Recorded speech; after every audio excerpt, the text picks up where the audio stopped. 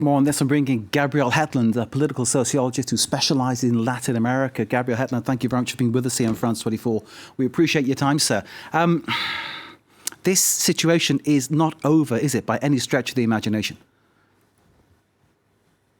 No, it's developing rapidly. And what we're seeing right now is widespread popular protest, which is not only by Evo Morales supporters, but more broadly popular sectors who are rejecting what they see correctly, in my view, as an unconstitutional far-right regime of terror taking place before their eyes.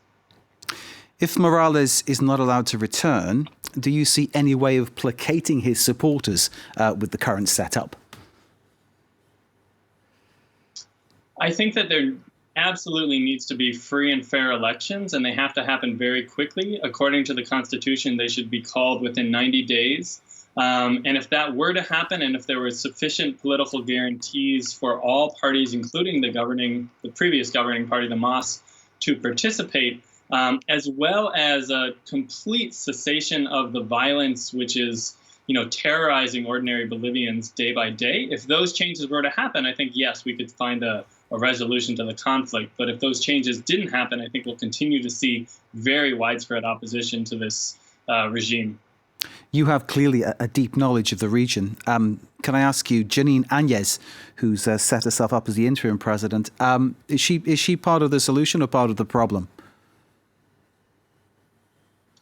She's absolutely part of the problem. I mean, she, as a caretaker president, she would have one mandate and one mandate only, which is to call new elections. She's gone far beyond that mandate. She's constructing what looks like a police state, potentially moving in the direction of a right-wing military dictatorship. She's fundamentally reoriented Bolivia's foreign policy. She's issued a decree exempting state security forces from responsibility for the deadly use of force.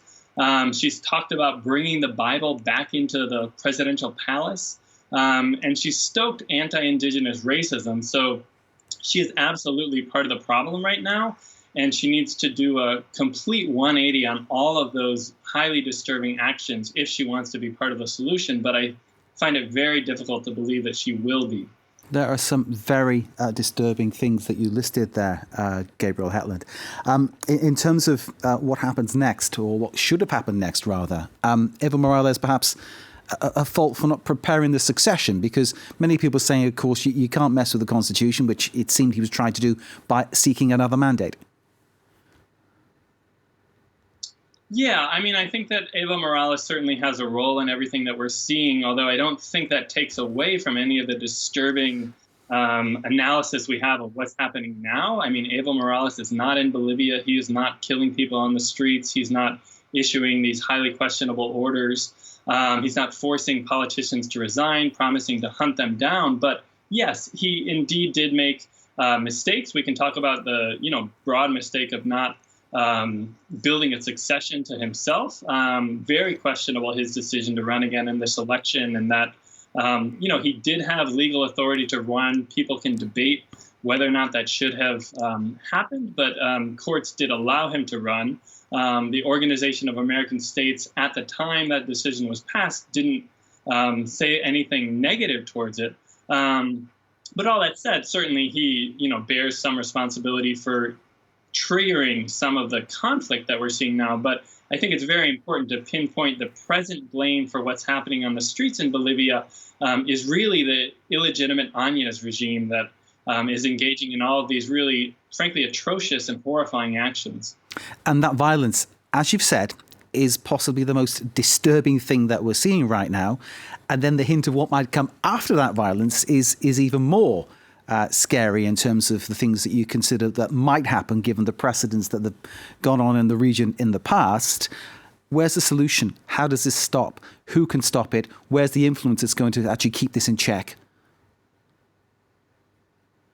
Yeah, I think that if there's any hope right now, there's sort of three sources of hope. One is coming from international human rights organizations.